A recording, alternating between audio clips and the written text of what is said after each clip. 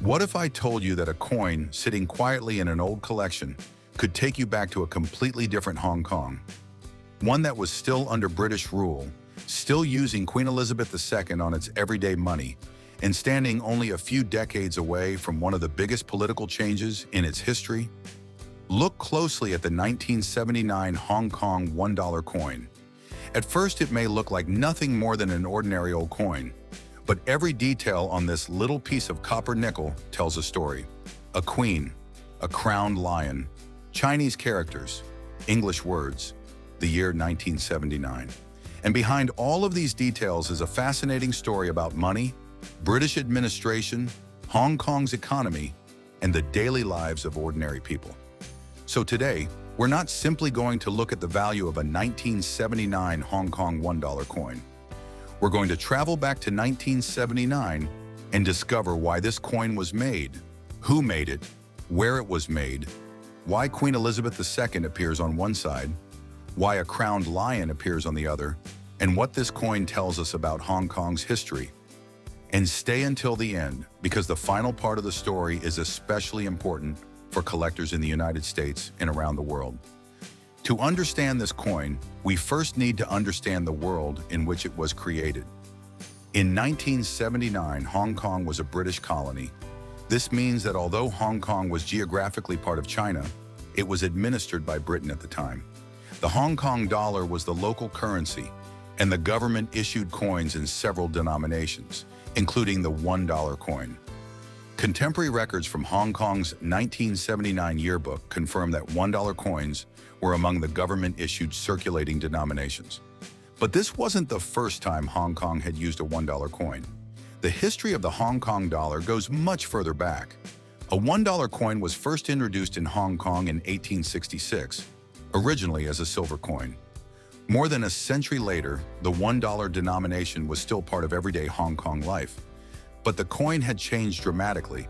By the late 1970s, the $1 coin had become a smaller copper nickel coin designed for practical everyday circulation.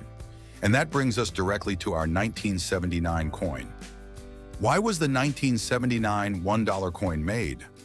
The simple answer is because Hong Kong needed practical circulating money for its rapidly developing economy. But there is more to the story. By the 1970s, Hong Kong had transformed into a major international commercial and manufacturing center. Factories, shops, transportation, markets, restaurants, and businesses were expanding. Millions of everyday transactions required coins. People needed convenient denominations for small purchases and change. The $1 coin was therefore not created as a commemorative object. It was working money. It was designed to move. From a shopkeeper's cash drawer to a customer's pocket. From a market stall to a bus passenger. From a worker's wages to a local store. And eventually, decades later, from someone's forgotten drawer into a collector's hands. That is what makes an ordinary circulation coin so interesting. It wasn't designed to sit inside a museum. It was designed to be used. Now comes one of the most interesting details. The 1979 Hong Kong $1 was minted by the Royal Mint in Britain. Museum Victoria records the coin as a 1979 Hong Kong $1 issue produced by the Royal Mint, London, and identifies its material as copper nickel. Some numismatic references identify this type as being struck at the Royal Mint during the 1978 to 1980 period. So think about what that means. A coin intended for everyday life in Hong Kong was being manufactured by Britain's Royal Mint. That connection is visible directly on the coin itself. The coin was not simply money, it was also a reflection of the political relationship between Hong Kong and Britain at that moment in history. Now let's turn the coin over. The front, or obverse, shows the portrait of Queen Elizabeth II. She is facing to the right. Around her portrait are the words, Queen Elizabeth II. This wasn't a random decoration. The appearance of the Queen on Hong Kong's circulating money represented the constitutional and political reality of the period. Hong Kong was under British administration, and Queen Elizabeth II was the reigning monarch. The portrait used on this coin was created by British sculptor and coin designer Arnold Machin, whose work became famous on British Commonwealth coinage. Museum Victoria identifies Arnold Machun as the artist associated with the 1979 Hong Kong $1 coin. And here's something fascinating. The Queen's portrait wasn't just a picture, it was a symbol that connected Hong Kong's currency with the wider British Commonwealth monetary tradition. For someone living in Hong Kong in 1979, seeing Elizabeth II on a coin was completely normal. But for collectors today, that same portrait immediately tells us something important. This coin belongs to a very specific historical era. Why was Queen Elizabeth II on the coin? This is one of the questions that makes the story interesting. Why put a British queen on money used in Hong Kong? Because the coin was issued during British colonial administration. Coins were official government instruments. They had to communicate authority and identity.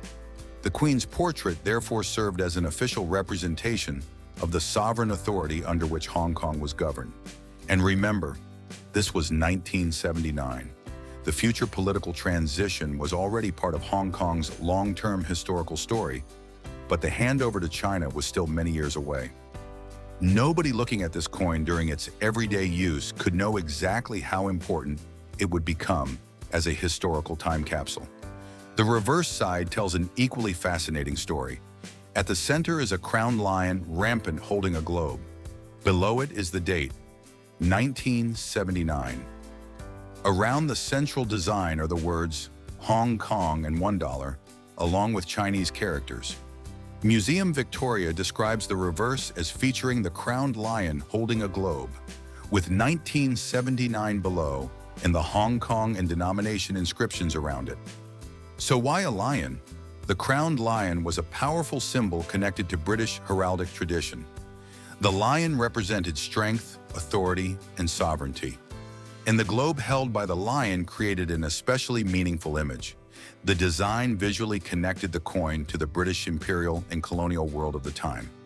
This is why looking at both sides together is so important. The front shows the monarch, the back shows the symbolic authority and identity of the issuing territory. Together, the two sides tell a political story without saying it directly. This is another detail American viewers may find fascinating. Look carefully at the reverse. You don't see only English. You also see Chinese characters. That's because the coin was designed for the people actually using it in Hong Kong. Hong Kong had a Chinese-speaking population and a deeply Chinese cultural identity, while English was also central to the colonial administration. The combination of Chinese and English inscriptions therefore reflects the unusual character of Hong Kong itself. It was a place where different cultural and political systems existed side by side, and this tiny coin captured that reality in metal. The 1979 Hong Kong $1 was made from copper nickel.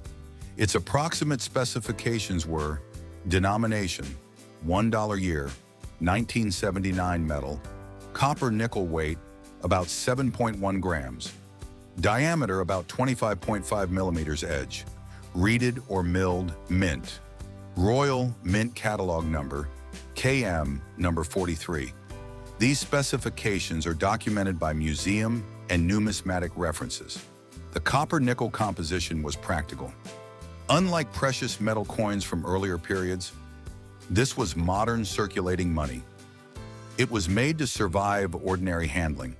Thousands upon thousands of people could touch the same coin. And that is exactly what happened. This is where collectors should pay attention.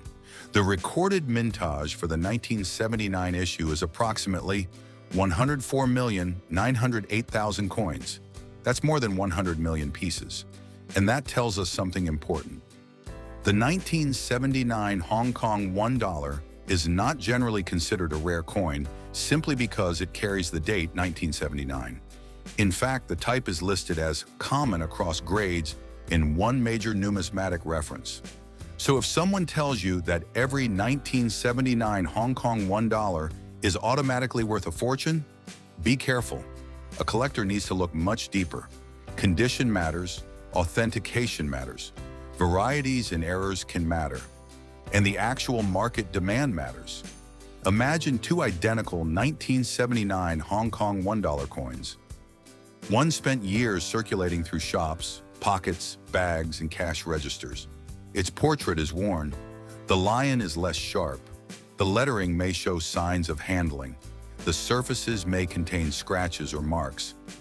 Now imagine another example that was carefully preserved for decades. The details are sharp. The original surfaces are much cleaner. The coin has very little evidence of circulation. Even though both coins are the same date and denomination, collectors may view them very differently. This is why grading is so important. A circulated coin can still be historically fascinating, but a high-grade example can attract more attention from collectors, and unusual mint errors or varieties can change the story completely. Now let's step back. The 1979 Hong Kong $1 isn't simply a piece of metal. It sits at the intersection of several histories. British history, Chinese history, Hong Kong history, monetary history, and even the history of international trade. Think about the journey. The coin was intended for Hong Kong. It was manufactured in Britain. It carried the portrait of Britain's monarch. It carried Chinese and English inscriptions, and it circulated inside one of Asia's most important commercial centers. That's an incredible amount of history for something that weighs only about 7 grams. The most fascinating part of this coin story is what happened after 1979. The Hong Kong $1 denomination continued through later changes. The Queen Elizabeth II portrait remained on Hong Kong's $1 coins for years. But eventually the design changed. In the early 1990s, Hong Kong introduced a new $1 design featuring the bauhinia flower, replacing the Queen's portrait on the circulating $1 type. And then came an even bigger historical moment. In 1997, Hong Kong was handed back to China. That means the 1979 coin belongs firmly to the earlier British-administered era. Today, when a collector holds one of these coins, they're not simply holding an old dollar. They're holding an object from a Hong Kong that no longer exists in the same political form. Now here's where this story becomes especially relevant for our viewers in the United States. American collectors are familiar with coins that preserve moments of history. Think about old US quarters, half dollars, Morgan dollars, or coins from different periods of American history. The same principle applies to world coins. A foreign coin doesn't have to be extremely rare to be historically interesting. The 1979 Hong Kong $1 can be an excellent example of that. It gives American collectors a physical connection to a period of Hong Kong's history when British and Chinese influences existed together. And because the coin is relatively inexpensive in ordinary grades, it can also be an accessible entry point into world coin collecting. But don't confuse historically interesting with automatically extremely valuable. Those are two different things. This is the part many collectors are waiting for. If you own a 1979 Hong Kong $1 coin, don't immediately assume that the date alone makes it rare. With a recorded mintage of around 104.9 million coins, ordinary examples are generally considered common. However, the coin shown here appears to be in extremely fine EF condition. The major details on both sides remain clearly visible, while the coin shows only moderate signs of circulation. For a 1979 Hong Kong $1 in approximately extremely fine condition, a reasonable collector market estimate is around $200 to $300, depending on the exact grade, eye appeal, and market demand. So the real question isn't simply, is this a 1979 coin? The better question is, what condition is it in, and does it have anything unusual? Look closely at Queen Elizabeth II's portrait. Check the lettering and the crowned lion on the reverse. Examine the date carefully and look for genuine minting abnormalities, such as doubling, an off-center strike, clip planche, die cracks, or other unusual features. If your coin has a verified mint error or an exceptionally high certified grade, its value could be different. But for the 1979 Hong Kong $1 shown here in extremely fine condition, around $200 to $300 is a reasonable estimate rather than assuming it is an extremely rare or million-dollar coin. So the next time you see a 1979 Hong Kong $1 coin, don't look at it as just an old dollar. Look at the Queen. Look at the crowned lion. Look at the Chinese characters. Look at the English inscriptions. Look at the date. Every detail represents a different part of the story. This coin was created during a period when Hong Kong was under British administration. It was manufactured by Britain's Royal Mint. It entered circulation as practical, everyday money. And decades later, it became a small surviving witness to a political era that has now passed into history. That's the magic of coin collecting. You don't always need a $1 million rarity to hold something fascinating. Sometimes the real treasure is the story. And this little 1979 Hong Kong $1 has one. If you enjoyed this journey through history, like this video, subscribe to the channel, and leave a comment telling us where you're watching from. And most importantly, if you have an old Hong Kong coin in your collection, don't spend it before you take a closer look, because sometimes the smallest objects can carry the biggest stories. Thanks for watching, and I'll see you in the next coin story.